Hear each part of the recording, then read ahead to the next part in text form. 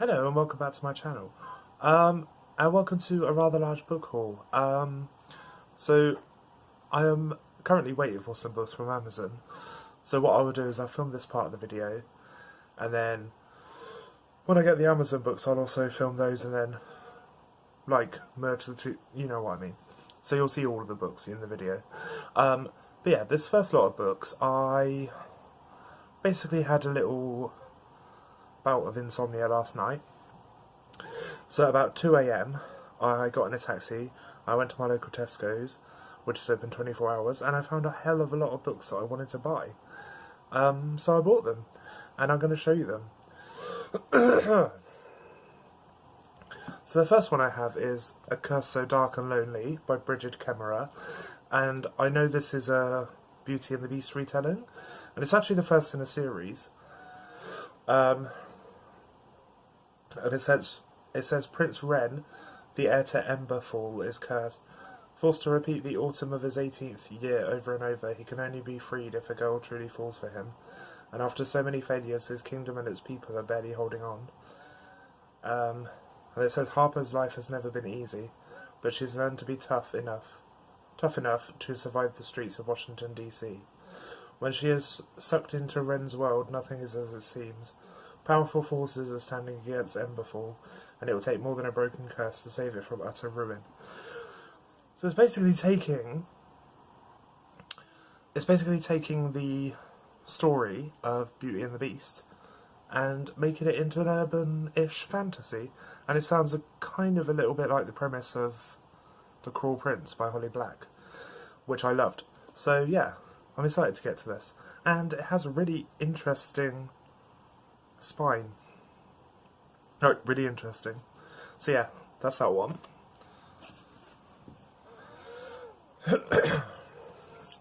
Alright. The next one I got is The Dark Deep. And this is the first in the Dark Deep series by Ali Condé and Brendan Reichs. I know Ali Condé has written quite a few books. Actually, so has Brendan Reichs. I think Brendan Reichs is like a sci-fi author, or like a thriller author. And there's actually no information about either of them in the book. But Ali Condé has written lots of contemporary, I think. And it says, when 12-year-old Nico falls into the murky waters of spooky Still Cove, his friends rush to his rescue, but their search reveals more than they bargained for: an island hidden in the mist and an abandoned houseboat which seems strangely alive, as if it has been waiting for them. While deep beneath the water, something calls to them.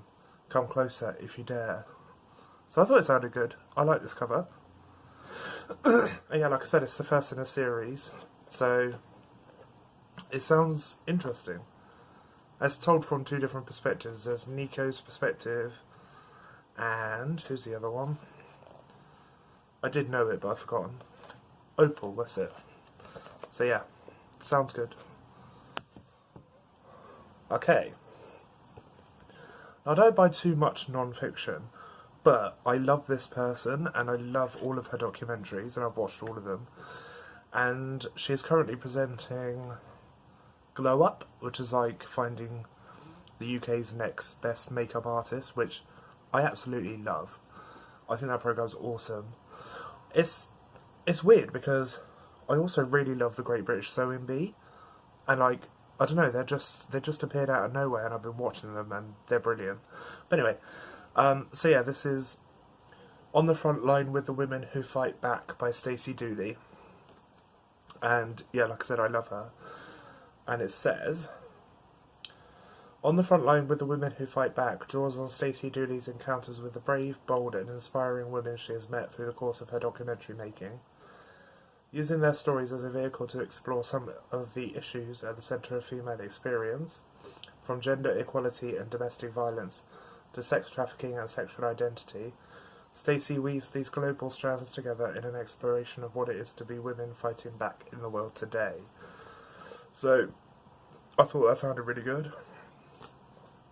And yeah, it features different stories from different women. Yeah.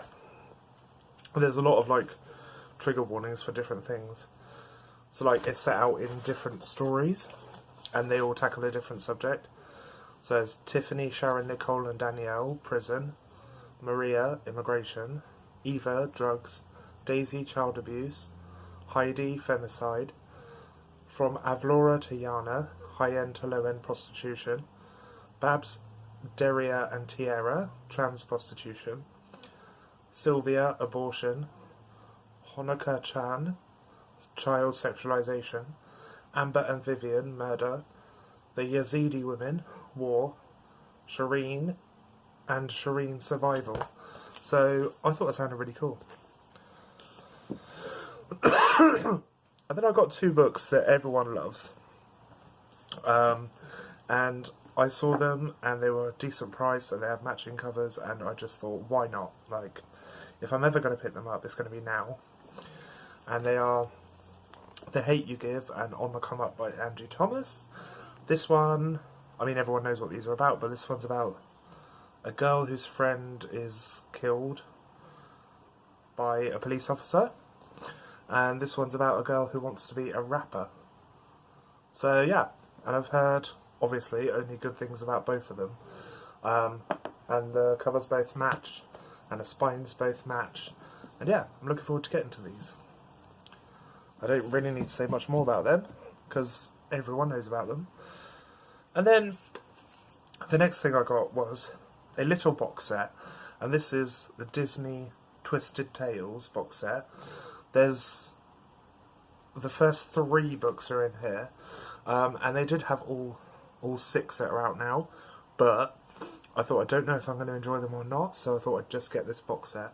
And for these individual books on their own are, I think, $7.99 each, and this whole box set was £8, so I thought that was good. And yeah, they're all retellings of classic Disney movies and stuff. The covers I hate, I think they're disgusting, but we'll get past that. So this is A Whole New World, and it asks, what if Aladdin had never found the lamp?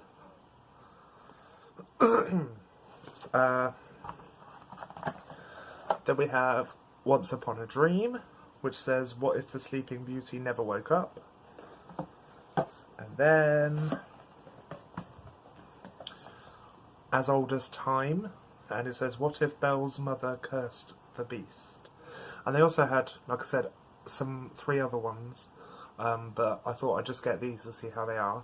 And they're all written by Liz Braswell.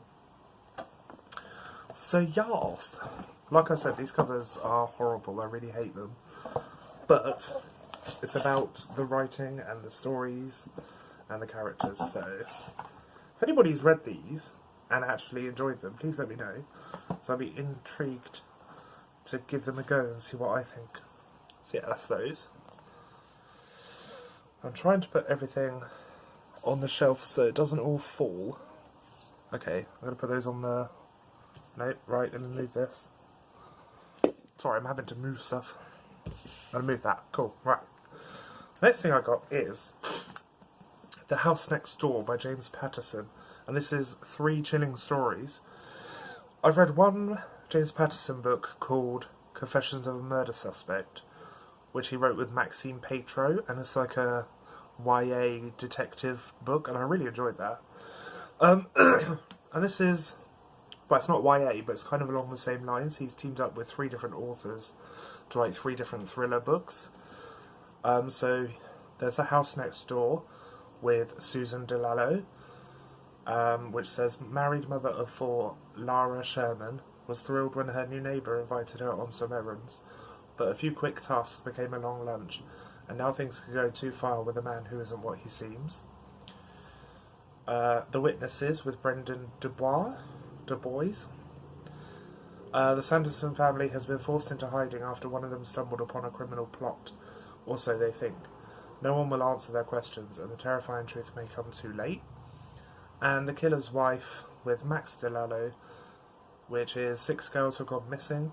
Detective McGrath knows the only way to find them is to get close to the suspect's wife, maybe too close.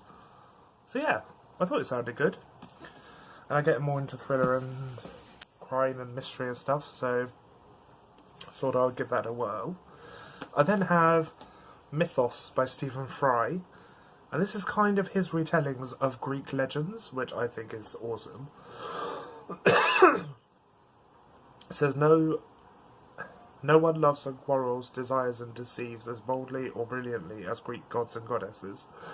And from everyone I know who has read this, they have loved it. So, and I love Greek mythology, so I thought I would pick it up and give it a whirl and see what it's like.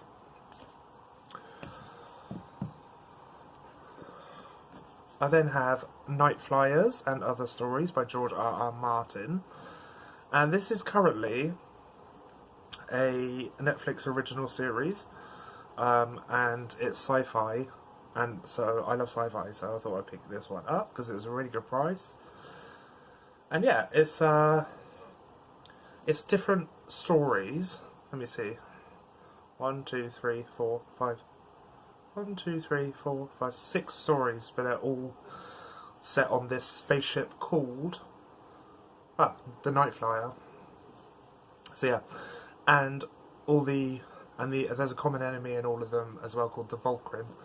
So the stories are Night Flyers, Override, Weekend in a War Zone, 7 Times Never Kill Man, Nor the Many Coloured Fires of a Star Ring, and A Song for Leah, or Leah.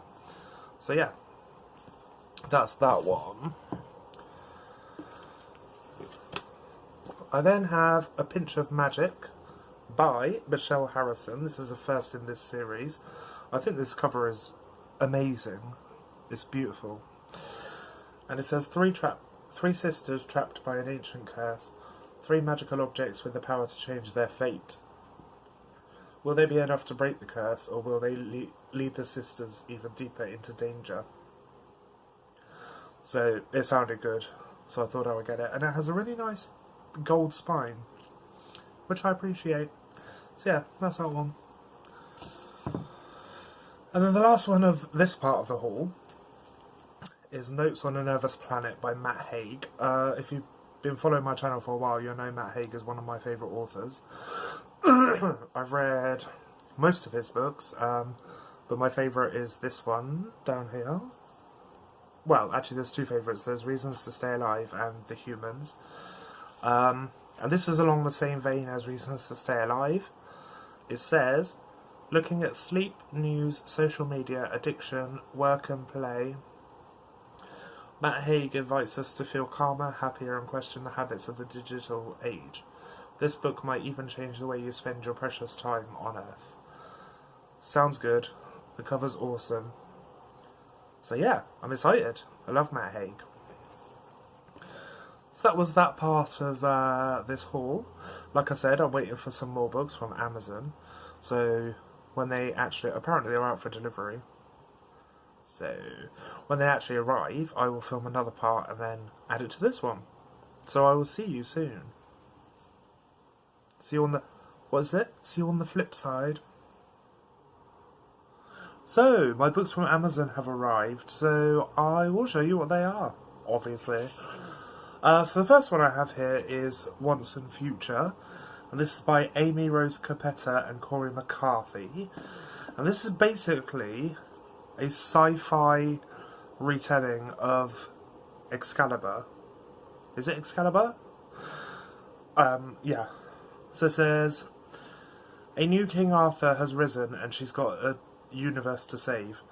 Coming to terms with your identity is always difficult, but for Ari, as the reincarnation of King Arthur, it just got a lot more complicated. What on Earth, or anywhere in space, can she hope to achieve with a rusty spaceship and an adolescent wizard called Merlin? Gender-bending royalty, caustic wit, and a galaxy-wide fight for peace and equality all collide in this brilliant reinvention of the Arthurian legend. I thought that sounded brilliant. And this cover's amazing. I think the light has got I think the light's a bit weird at the moment, but the cover is gorgeous. So yeah, that's Once and Future. The next one I have is a short little novella, and this is All Systems Red by Martha Wells. Now this is one of the Murderbot novellas. It's like one of the tiny ones, published by Tor. Kind of... and it says... I have to make myself do things I don't want to do, like talk to humans. In a corporate-dominated spacefaring future, planetary missions must be approved and supplied by the company. Exploratory teams are accompanied by company-supplied security robots for their own safety. But in a society where contracts are awarded to the lowest bidder, safety isn't a primary concern.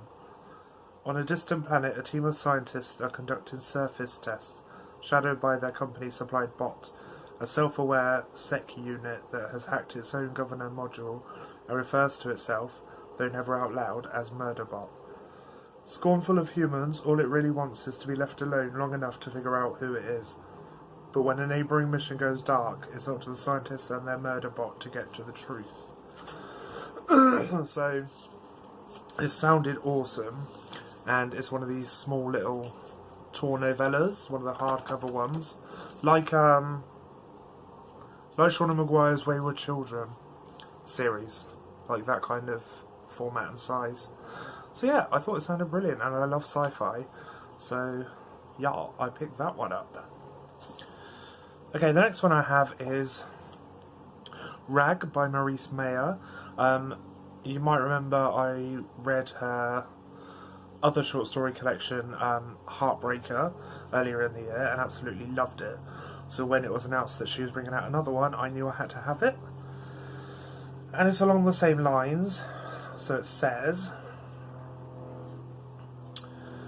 right, here we go. Maurice Meyer's explosive debut collection, Heartbreaker, reinvented sexual and romantic taboos, withholding nothing. In Rag, her fearless, disquieting follow-up, Meyer shifts her focus to the black heart of intimacies of all kinds, and the ways in which isolated people's yearning for community can breed violence, danger, and madness. A man, forgotten by the world, takes care of his deaf brother while euthanizing dogs for a living. A boy so desperately wants to become his stepbrother that he rapes his stepbrother's girlfriend. A lonely college student becomes acquainted, through unanswered notes and window silhouettes, with a local shut-in who might not be entirely human. In Maurice Meyer's decidedly dark and searingly honest Rag, the powerful human desire for connection between a pizza shop worker and a woman who had a miscarriage in his bathroom, between a high school teacher and a student intimately connected by a near-death injury, slips into a realm that approximates horror. With unparalleled precision, Meyer spins stories that leave you troubled by her uncanny ability to elicit empathy for society's most overlooked people. Sounds amazing, and it's short again, but yeah, I thought it sounded brilliant. Sorry, I just realised that the sun outside is like glaring on me, so I don't know how these covers are holding up on screen, but... Now this next book I thought had a fascinating premise. It's called Where I Live, and it's by Brenda Raffena. And it's fascinating. It's basically a girl who goes to high school, but she has a secret, and that secret is that she's homeless and she lives in the halls of the school. And she doesn't want anybody to find out. And yeah, it's about how she copes with that. And I think it also delves into what happens when somebody does find out. So I thought that sounded fascinating. The next one I have has been doing the rounds, and people have been saying it's very good. And this is Immoral Code by Lillian Clark. And it follows a few different perspectives, and it basically it has all these different perspectives, and then I'll read you what this bit says, because that's the main blurb. So it says, Bellamy, Nari, Reese, Santiago and Keegan decide to use their unique sets of skills to take Bellamy's fate into their own hands with a heist that, well, yes, is a little morally questionable, but isn't depriving your own daughter of an education she's worked her butt off for pretty morally questionable too. Lillian Clark's debut is a hilarious and thought-provoking Robin Hood story for the 21st century. So yeah, it's about these group of kids who are all hackers, and they basically use their talents in cyber, like, hacking and stuff, to steal money from one of the characters' parents to send her to, I think, university or something. I thought that sounded fascinating. And then I have The Plotters by Unsu Kim. And this is like what's kind of like a Japanese murder, like a thriller. So it says, in the heart of Seoul is the Doghouse Library. To anyone asking, it's just an ordinary library. To anyone in the know, it's the front for a major organised crime syndicate, overseen by a cantankerous gangster called Old Raccoon. It's here where the instructions for contract killings are received from the plotters, the shadowy bosses pulling the strings, and passed on to ordinary criminals. The youngest and most promising of these is Reseng. Found in a garbage can as a baby, he was brought up by Old Raccoon and is now one of the best hitmen in Seoul. The plotters give strict orders and he follows them to the letter, until the day he decides to break the rules and lets a victim die how she chooses. From then on, it seems his every move is being watched. Have the plotters decided his days are numbered? And if he doesn't even know who they are, how can he possibly hope to escape them? So yeah, that's that one. That sounded fascinating as well. So that is all the books I have to show you in this massive collective haul. I hope you enjoyed this video. If you did, please give it a thumbs up. If you wish, you may subscribe. Chat to me in the comments, and I will see you again soon. Goodbye.